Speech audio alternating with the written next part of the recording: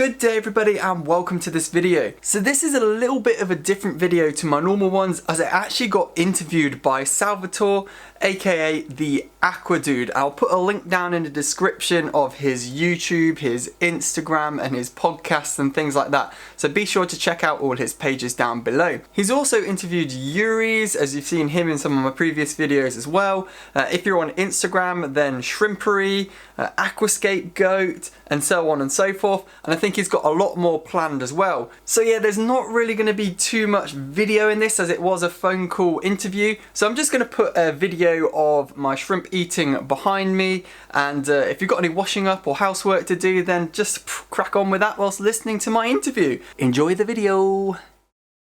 It's all about shrimps, simply shrimps. We have Nathan here, all the way from England, Simply Shrimps. And so, Nathan, why don't you just start off by introducing yourself, and we'll kind of roll from there. Yeah, okay then. Thanks for having me on your podcast, Salvatore. So yeah, I'm Nathan from UK, as stated.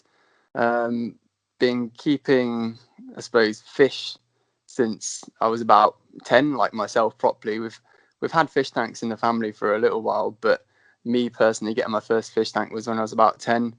And then it wasn't until sort of later teen years, early 20s, that I really got passionate about it and got into it. Started breeding shrimp, hence the channel Simply Shrimps. So yeah, that's kind of a little bit of a background story of how I got into it. Awesome. What got you into shrimp, or what got you hooked on shrimp? You started keeping fish, and what brought you to shrimp specifically? You know what? That's one of those questions where I don't really have an answer. It's just I kept fish for a fair while, and then it was just kind of everyone keeps fish. This is me kind of trying to think of an answer on the spot kind of thing. I don't really have an answer for it, as I said. But I think shrimp, what drew me to them initially is the fact that they're kind of like a cleanup crew. So if you've got algae in your tank, keep shrimping them. It helps keep it down a little bit. So I thought, what if you just keep shrimp only?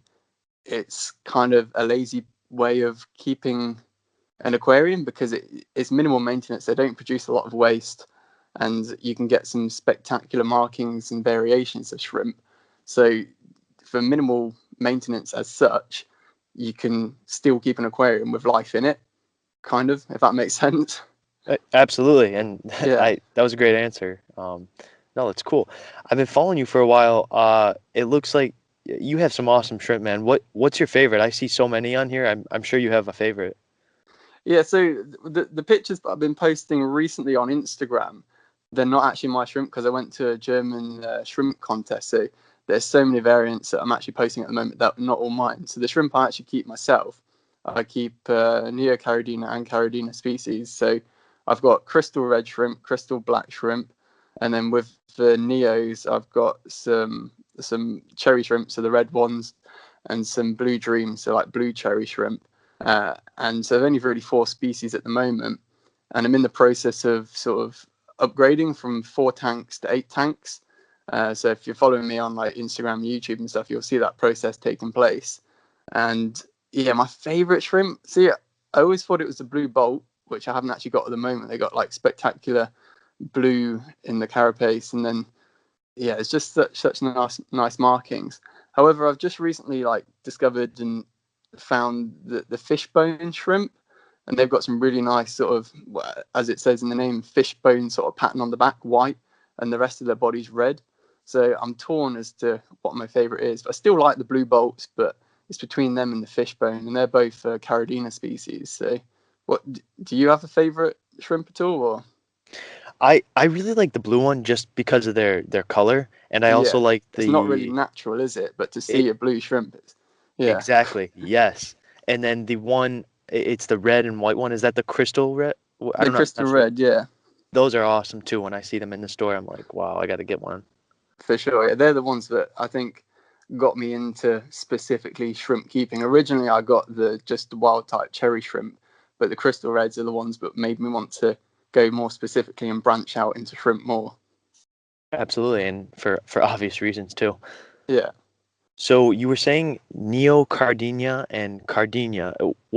what's the difference between the two? Good question. So, well, they're two different species, so you can't interbreed them together. The Neocaridina, they're like the cherry shrimp, so they're more hardy. They're less sort of demanding in the water parameters than the Caridina species. The main sort of physical difference, there's a couple really, but the main physical difference is, I believe, the Neocaridina species, their rostrum, which is like their nose at the end of the head, is a lot longer than the Caridina species. It's slightly shorter. And there's some other physical features which are to do with their legs, which is not really visible to the naked eye. You have to kind of look under a microscope. But they're the main differences, really. If you wanted to keep shrimp, Neocaridina, so your cherry shrimp, they're bulletproof, they're easy to keep. And if you wanted to test your sort of fish keeping, shrimp keeping levels, then go to the Caridina species. So the Amano, so the cherry shrimp, the crystal red, those are all Neocaridina. I'm not even saying it right. Neocaridina. So those are all the Neocaridina. No, so Neocaridina is basically the cherry shrimp. Okay. So, or you can call them Neos for short. Okay. Caridina species, the Amano shrimp are actually a species of Caridinas. Same with the crystal reds, crystal blacks, blue bolts, and all that. They're all Caridina species. Gotcha. Yeah. Now I understand. So I still have to try and get my head around which is which sometimes, because there's so many different strains. right. Do you so how do you go about breeding them?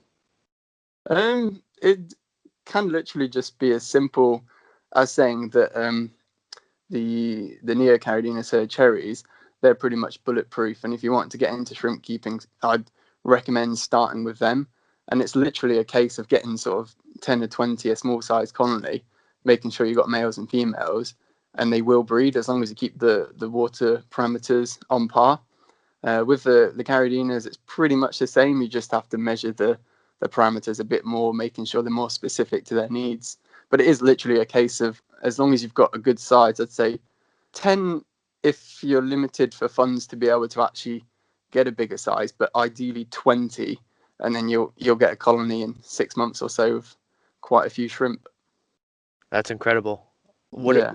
So when you go about breeding them, what do they like ideally, more or less, for water parameters? Yeah, depending on what species again. So with the Caridine species, so the crystal blacks that I've got at the moment, they're probably my colony that's doing the best. And the parameters to them, I tend to keep the TDS, which is the total dissolved solids, to about sort of 150 to 200. I try to keep it under 200. And how you do that is if you have reverse osmosis water, you just add some minerals or some salt into it, the correct amount, make sure it dissolves completely, and then there's your water for them. I also use a buffering substrate in them, and there's a number of different ones out there on the market, and it's finding which one's best for you. Because I've used Akadama, which is like a bonsai sort of substrate, and I've also used the Shrimp King substrate, and I personally get on better with the Shrimp King one. This is not endorsements or anything, but I personally get on more with that one, but I've known people to get on better with the other one. So it's just finding which one's best for you. And the reason why I use an active soil is it lowers the pH to sort of the low sixes, between like 6 to 6.5, which is ideal for the Caridina species. That makes sense. Yeah, and then with Neosia cherries, you can just use an inert substrate, so a sand, so then it will just keep, it won't buffer the pH or anything like that. And you can literally just use dechlorinated tap water for them. Okay, awesome. Yeah. Do you when you keep them, well, with mine, the mono shrimp, they just eat the leftovers and I don't have to feed them anything specific. Yeah. Do you go for something shrimp specific? I mean, it's one of those, if you're into shrimp, there's so many shrimp foods out there on the market, but as you said, naturally shrimp are scavengers. So if you've just got flake food or some pellets, they'll just eat the leftovers but are on the bottom, a bit like Corydoras catfish. So Yeah. if you've got any food that sinks to the bottom, they'll eat it. However, you can get specific catfish pellets for them to eat. So it depends on how sort of loyal to the shrimping food brands you want to be, but they will eat leftovers. But there are a number of ones out there. I mean, I feed like Hikari shrimp cuisine pellets. We've also got the Shrimp King range. But yeah, algae wafers, just box standard algae wafers I started on, and they're good. They'll eat them to their heart's content. They will. Awesome. I saw your last YouTube video, which was quite creative. Oh yeah. Yeah, that was awesome. You used some sort of food that was like a paste. Is that's something shrimp specific, I take it. That is, yeah, that is from the Shrimp King range, the yummy gum. There's a couple of things like that as well on the market. It's not just from them, but yeah, it's like a paste. So it's quite an interactive food. I've used it a couple of times, and it's great for like bringing the shrimp out, so you can like wipe it on the glass or on a stone. Or from that video that you mentioned, I had a little Lego skeleton for Halloween theme, rubs it all over that, and it just brings the shrimp out and it puts them in a certain spot where you might want them to say photograph or video them. So was that the intention of that food? I I'm not sure what the intention of the food was, to be honest, but the way I see it is, yeah, as I said, it's very sort of, it gets your shrimp out. It's very interactive, so it's a little bit like the tabs, but you can stick on the glass, I suppose. It brings your fish to the front so you can view them while they're eating, as opposed to if you chuck some food in, it might get lost in some moss or in the plants or on the rocks, and then the fish will just go in and try and get it. It'll bring them to where you want them. Yeah, I mean, I assume so because I've never seen that paste before, but it's quite creative. Yeah, yeah, for sure. The the new setup you have going on, it looks like you have one, two, three, four, five. How many tanks do you got going on? What project is this? So yeah, it's actually only two tanks. So at the moment, I've got four tanks. They're all individual, and I'm upgrading them to. It sounds less, two tanks, but I've divided them up so there's four tanks in each tank. So it's the same water volume or water column, but just divided up. I Uh, see. so then I can get 8 species as opposed to the 4 species I've got at the moment. So yeah, I'm really excited about that. Like properly to up my shrimping game because yeah, as I said, at the moment I've only got four. And to get 8 different types, it'll just, I think for me it'll expand my knowledge and my, I wouldn't say expertise, but my uh, practices with shrimp. So the more the merrier, really. Absolutely. So that's two tanks, and it's all in one or two systems. How does the filtration work? Yeah, so how I'm going to set it up is, well, I've drilled between the dividers and put some mesh in, so the water flow can flow between the tanks. But filtration wise, I'm just going to put a sponge filter in each tank, so there's going to be effectively four filters in each. Well, one in each of the. It's getting a bit complicated now. One in each of the divided tanks, but four in each of the total tanks. If that makes sense. Yeah, yeah, it makes sense. And then for lighting, do you use anything specific too to bring out the colors more, or does that really matter? I'm not sure. The lighting wise, no, not really. I've just at the moment I'm just using cheap LEDs off of Amazon or eBay or one of the online sites. But the lights I'm upgrading for this system again, they're from my local fish store, but yeah, they're just box standard tricolor LEDs. So they've got the blue, the white, and the red LEDs in them. But yeah, just box standard. I mean, in the shrimp tanks, all I'm really growing is moss, so it's nothing really high demanding. So I don't need the higher spectrums or anything, because effectively, yeah, they are just breeding tanks. I'm not aquascaping each one, so I don't need to have like, yeah, the higher par or whatnot to get the more demanding plants. That's actually what I was going to ask you next, if you ever run CO2, and if you did, does that affect the shrimp whatsoever? Yes, I don't run CO2. I've never run CO2 really on any of my tanks. I had a go at doing a DIY sort of yeast and sugar in a bottle one, but that's going back, oh gosh, like 7 or 8 years ago. Yeah. But no, I don't run CO2 because it can actually be detrimental towards shrimp, especially the liquid forms. I mean, if you're using injected CO2, if you got, I think it's a solenoid valve, so it stops the CO2 at night. Yeah. It's better than having CO2 running constantly on a shrimp tank, because yeah, it can be. I'd say definitely the liquid CO2 can be toxic towards shrimp, so I wouldn't recommend using, especially if you're trying to breed. If you're just keeping them in like a tank as a cleanup crew, as I first stated, then it should be all right, but it's just something to be cautious of. Right, right. And I would always go with the gas method or the CO2 Yeah, tank as opposed to the DIY. That I mean, it sure will save you some money, but it's always a mess. yeah, for sure. I mean, I quite like the DIY aspects of things. I like making things, hence sort of semi-making my own tanks. For this new project, I built like a tank stand from a 5 foot tank. So I like the sort of hands-on approach of doing things yourself, getting to know how they're constructed and breaking them down. But yeah, I would, if I was going to go for the injected CO2 route again, I'd definitely invest on getting like proper valves and stuff. I think Absolutely. it's definitely worth the investment. Yeah. Yeah. No, I'm just not too great on hands-on stuff. I probably should Yeah, be more. that's it. Yeah. Yeah. Uh, so your pictures for the up close shrimp are pretty phenomenal. How are you taking photos of these? Is it a specific macro lens? Because every time I try to get close-ups of whether it's my shrimp or fish, it's just I have to use manual focus and it doesn't come out as clear or as close as I want. Yeah, so it was only just recently in the last 2 months or so that I actually invested in a proper macro lens from a DSLR camera. But previous to that, I was literally just using a clip-on lens to my phone. And the annoying thing about that was you'd literally have to get the shrimp within an inch or two of in front of your camera or your phone.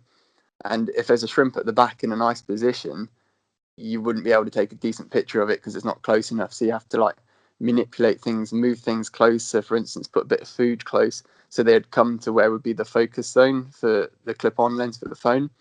But yeah, as I said, I've now invested in a macro lens. I believe it's a Canon 100mm f2.8 macro lens, and yeah, it's just you can take pictures of shrimp pretty much wherever they are in the tank now. You can just focus it into them. So that's how I'm doing them, and of course, flash as well, uh, which is definitely recommended. That really helps bring out the colors and get a nice sharp focus. That's actually a great tip. I've never really heard anybody mentioning using flash up close Yeah, with tank I think photography. so. I'm in no ways a photographer. I just invested in this macro lens so I could play around and try and get some decent shots.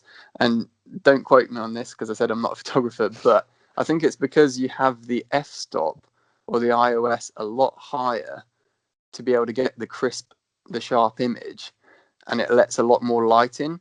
So if I don't know where I'm going with this, but if you didn't have a flash and you took it on the same settings to get a decent picture, the picture would just pretty much be black or it'd be blurry. So by having the flash, it allows a lot more light to enter the optics more to bring the photo out, if that makes sense. Right. Yeah, Yeah, yeah. as I said, I'm not a photographer, but yeah, it's you need the flash to be able to take decent pictures on the settings that you need to take them. Yeah. No, that makes total sense. I mean, your page is dangerous. I want shrimp now because they look so cool. I was actually going to ask you to be honest because I've been checking your page out, Oh, thank and you. some of the pictures you've got with like the dark backgrounds and the neon textures, is it? How are you Yeah. taking them? Because Yeah, like it's quite a bold contrast. absolutely. So the most recent pictures, I think I've been getting a little more into it because I just really am into the scape that I have now, and I've been Yeah. learning so much from just people in the fish community, and it's motivated me to improve my aquascape and run CO2 and really do everything right. So now to the photography part. So specifically getting those clear images with the black background, what I've Hmm. been doing is I mean, my room, my mom, she's in and out and she sprays stuff. So I always keep a lid on just for whatever the case may be. Yeah. And the lid it's a glass lid and it has a divider, and that's just to hold it there. So if I put the light directly in the middle, it stops the light from spreading all over the tank. So I either put it in the back or in the front. Now for these photos, the last the last 9 photos, those are with the light up front.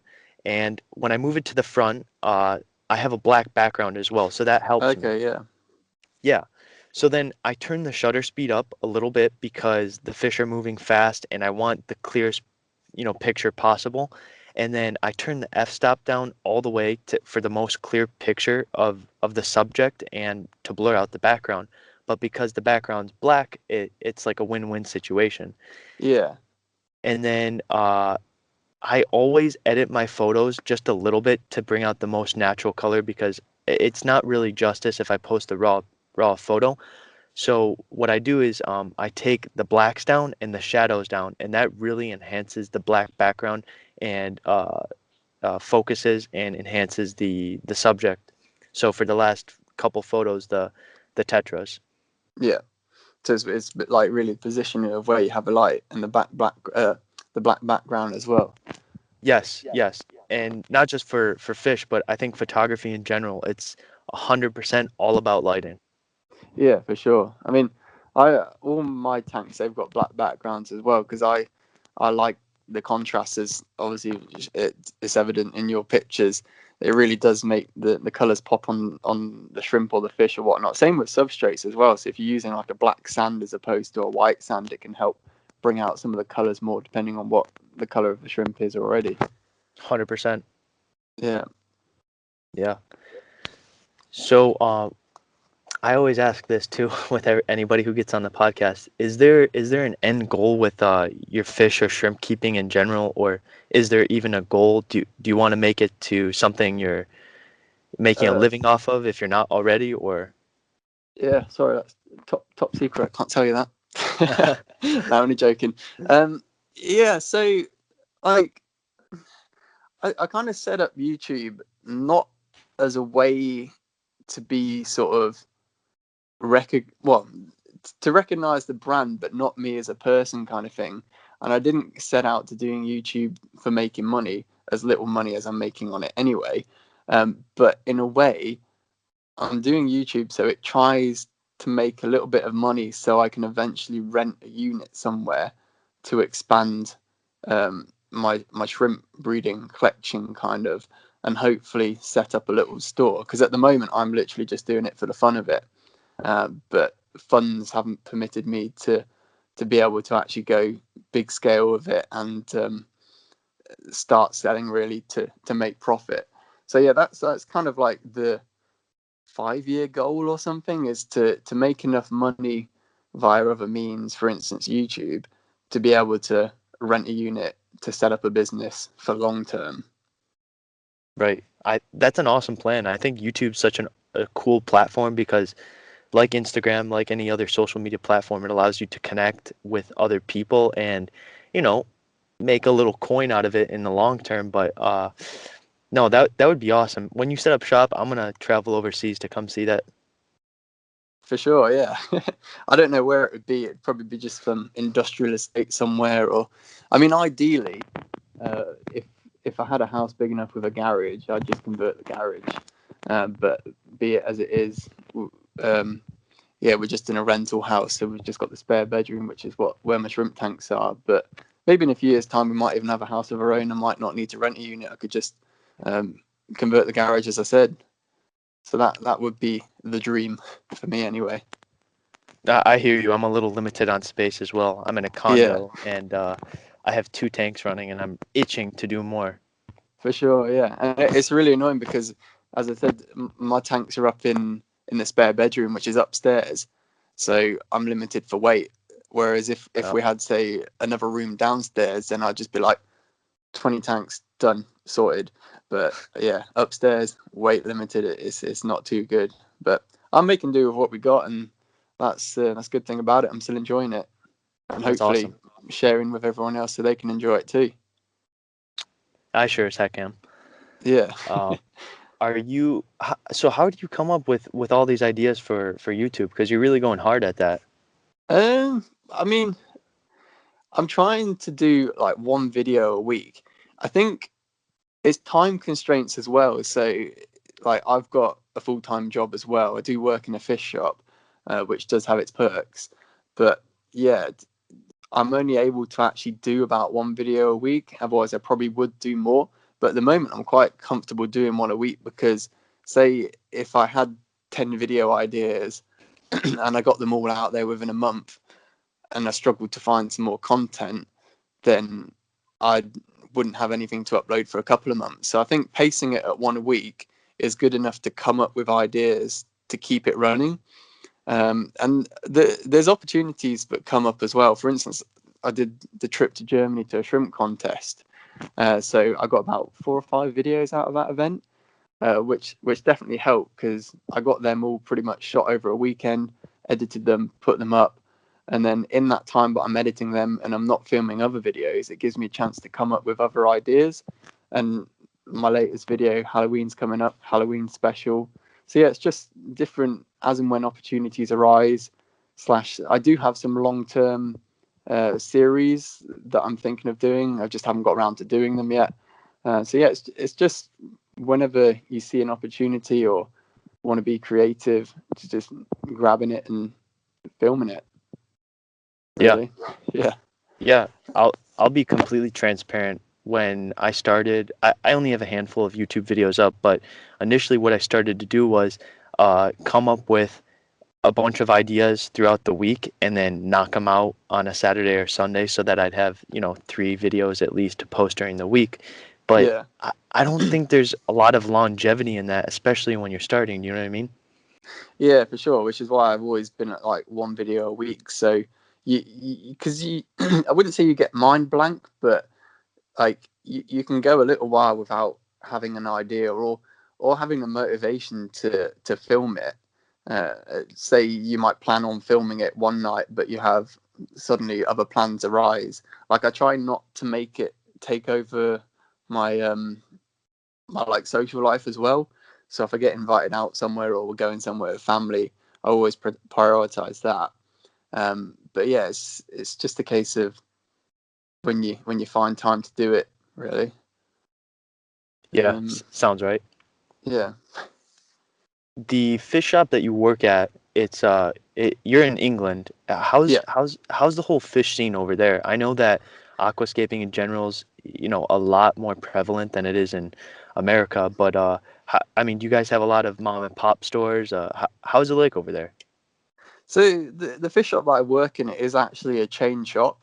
It's Maidenhead Aquatics. So I think there's about 140, 150 odd stores in the UK. So that's like England, Ireland, Scotland, Wales. Um, but there are like family run shops as well. And if anything, like if I'm honest, I prefer the family run shops because they all have their different aspects on keeping fish. Whereas working in the chain shop, every shop is pretty much the same within reason. It's just the layout and stuff. But yeah, it depends geographically where you are as well, because where I am is quite rural. So to be honest, a lot of our customers are pond customers. So I've had to kind of pick up on the job how ponds work and like how many fish you can keep in a pond, what volume the pond is, what size filter you need. So it's similar to keeping an aquarium, but a little bit different. So fish wise, the store I work in, we do have a big variety, but in a sense, we sell a lot more pond stuff than fish stuff, which is a bit annoying because I'd love to promote fish, but if someone's got a pond, they're not going to really want a fish tank as such. If that makes Yeah, sense, yeah. totally.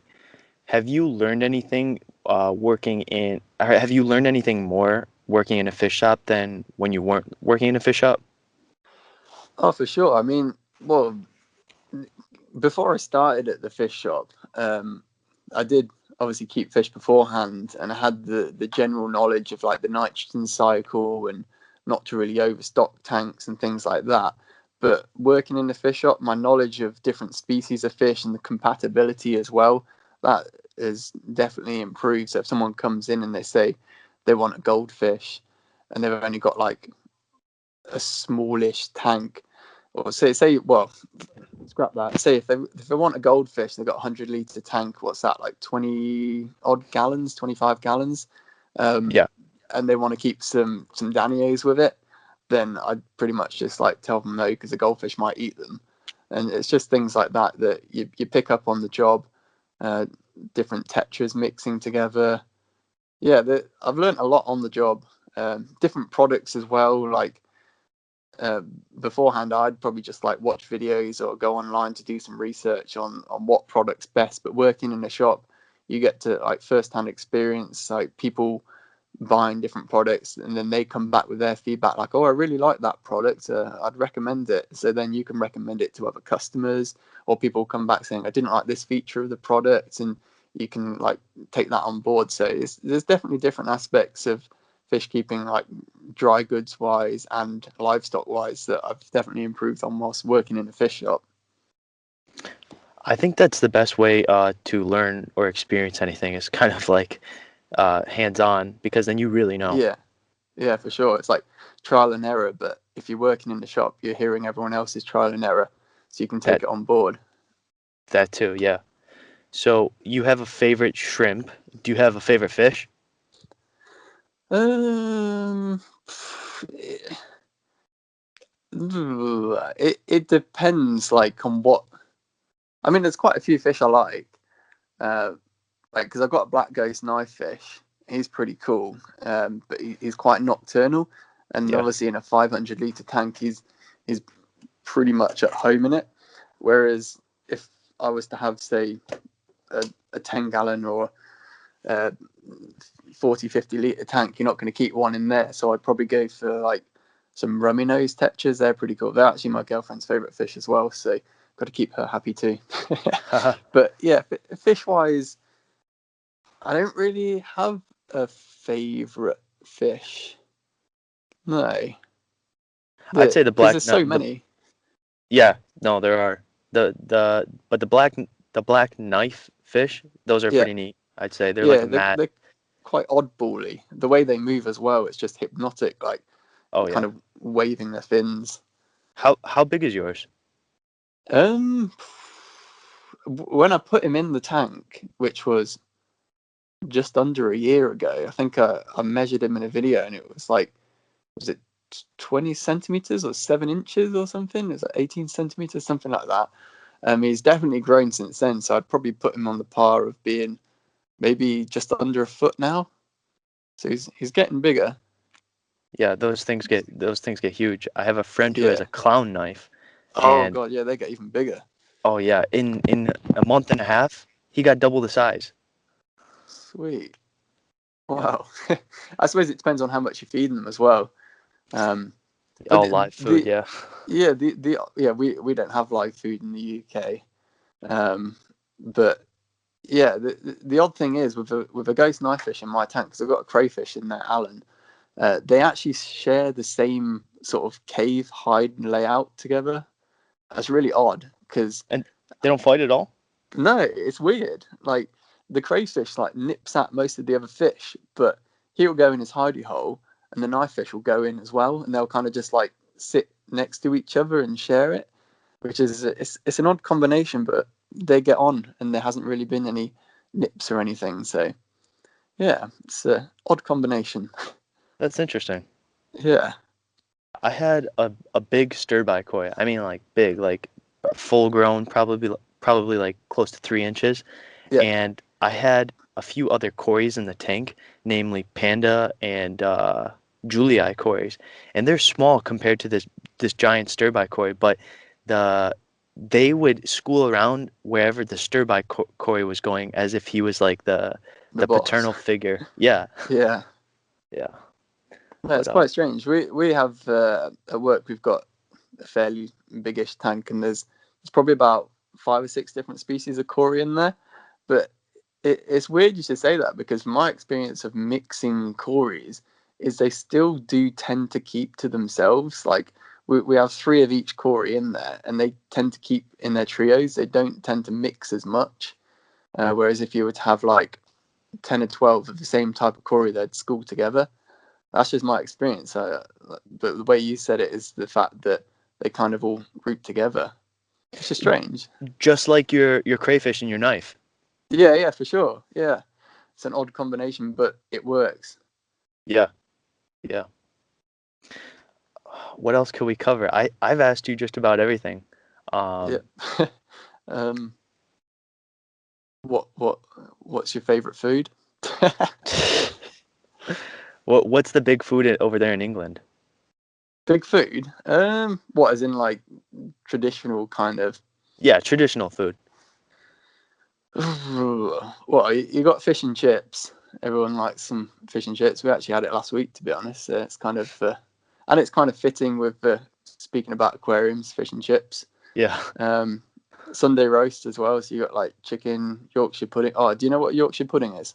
I don't. Enlighten me. Dear me, you need to come to England. It's basically like imagine a pancake that puffs up. It forms like a cup shape. So you're effectively, so you put some oil in like a baking tray, with not a baking tray, but like a cupcake tray, and then you put like the pancake batter mix in it, and you put it in the oven, and it's sort of like not deep frying, but frying pancake batter, and it puffs up, and it creates like perfect little cup things, and you can put gravy in them, you can put mashed potato in them. They're just really nice Yorkshire puddings. I was going to ask, is it traditionally savory or do they make them sweet as well? Oh no, sorry, they're not sweet. They are savoury. Gotcha. So you'd have them with, say, like sausages or roast chicken, mashed potatoes and stuff. You wouldn't necessarily put like maple syrup or anything. I mean, you could do, but it's not tradition. Is that your go-to? What, Yorkshire puddings? Yeah. They are nice. I mean, you can buy them like. I mean, they're easy enough to make, but you can buy them, and I'd easily sort of like buy a packet of them and eat like 5 or 6 of them just on their own. I see. So, yeah. I see. My family loves to cook. They're total foodies, especially my dad. He loves to cook, and lately we've been having a lot of Indian. I'm not sure if you're familiar with the dish chana masala. I know masalas, but I don't know chana masala. Yeah. So yeah, masala is like the spice and the base that it goes with. I believe it's tomato, and then in the Indian kind of cuisine culture, chana means bean, and then masala is like the sauce that goes with it.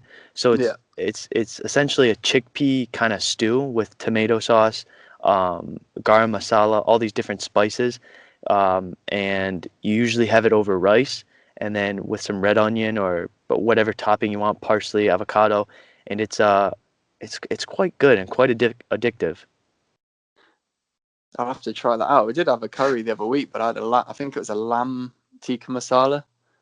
Yeah, But see, masalas are like the base of a lot of Indian dishes. yeah, for sure.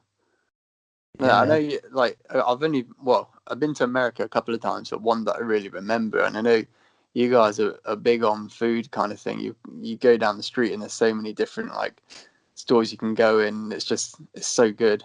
Where did you Food. I go? think California. Oh my God, they have so many places like you were just explaining. Like anywhere down the street, you find a good hole in the wall place. Yeah, for sure. I mean, what is it? Churros. Like Churros, yeah. the donut things. We had some of them. Oh, and I had first corn dog as well. Oh my gosh, that's like real American food. Yeah, I know. There's a chain in. I think it's only in California. In and Out, is it? Yes. Yeah, we went there, and that was nice. It's like, uh, yeah, it's kind of like fast food chain, but you could see them making the chips themselves. So they literally have the potatoes and they put them in the machine, and out come the chips and deep fry them. So yeah, it was a good Yeah. experience. Yeah. And Costco. Costco's big too here. Yeah. I haven't made my way to California. I want to, yes, one because of the food, but two, there's so many fish. The fish scene's big over there, especially for Yeah. saltwater. Yeah, because the people from Tanked are over there, aren't they, in Vegas? Yes, yes. There's a few other big companies over there, and they also the reason why I think it's so big is they do a lot of import and export for corals. Um, Yeah, it's one of the first stops, I think, because they come over from, is it Hawaii or whatnot, and they go straight into, I think, California and then get shipped out from there, I believe. yeah, I believe so too. I'm here in Miami, and all my local shops get coral from California because there was a lot of bans on Indonesia and other Yeah, places that I'm not too sure of. So California is the big hub right now for that stuff. for sure. And then obviously, was it Macna?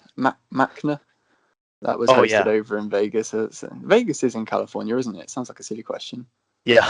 Yeah, yeah. Um, do you make your way to a lot of aquarium shows as well?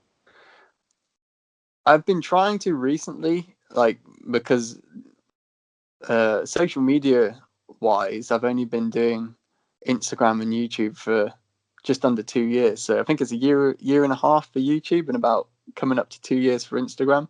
Um, so I have been trying to go to a few so I can document them, and of course, like meeting people, other people in the trade, other people on social media. So it's good to sort of network and make a name for yourself and socialize and things. So I've been trying to go to a few. I think last year I went to.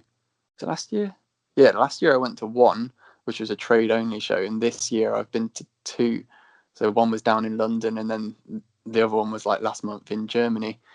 Um, but yeah, so I do try to actively go to as many as I can now.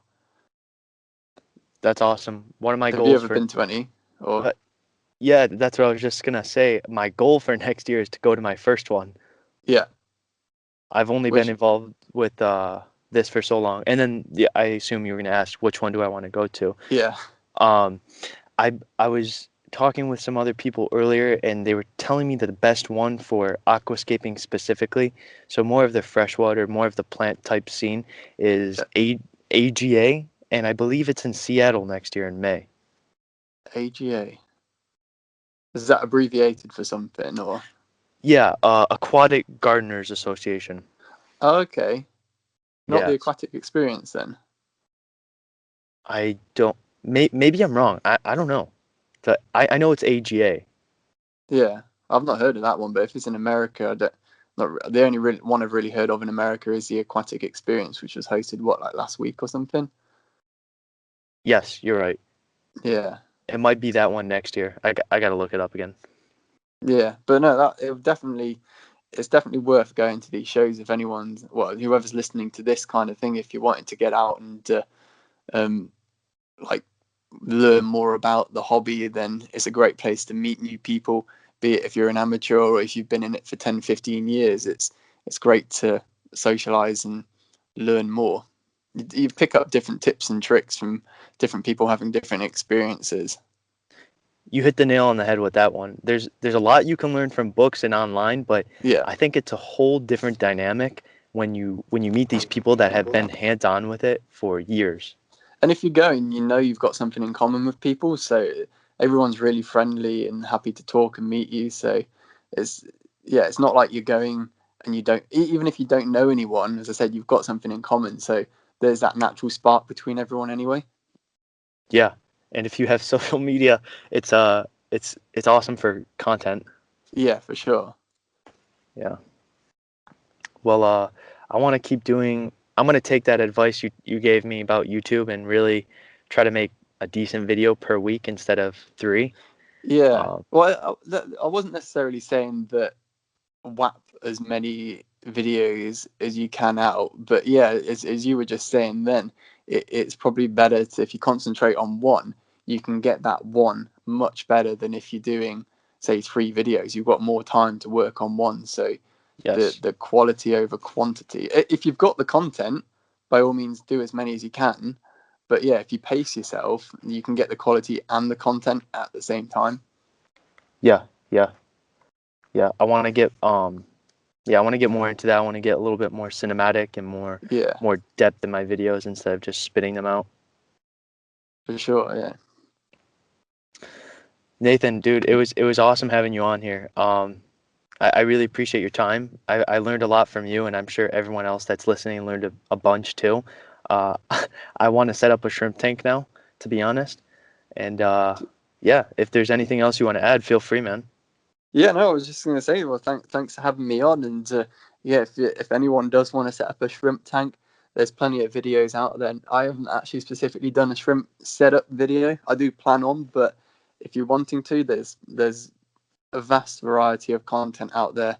As said, be it books, social media, going down your local fish shop, asking them for advice.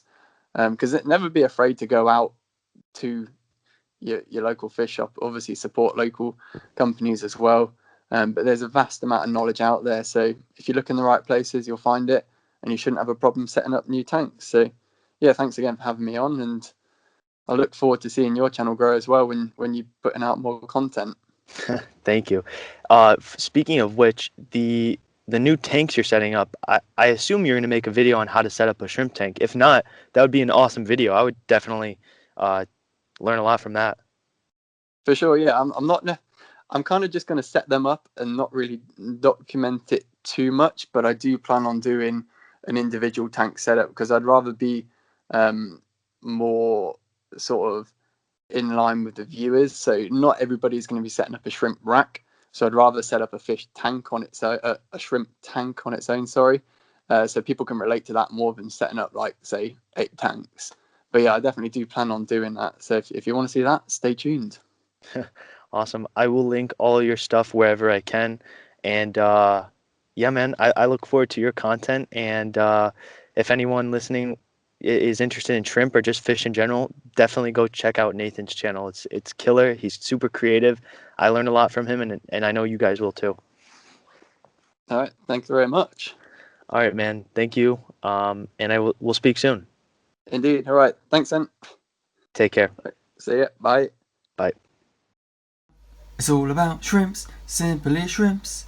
Let's keep things shrimple with simply shrimps. Do do do do do do do do. Yeah!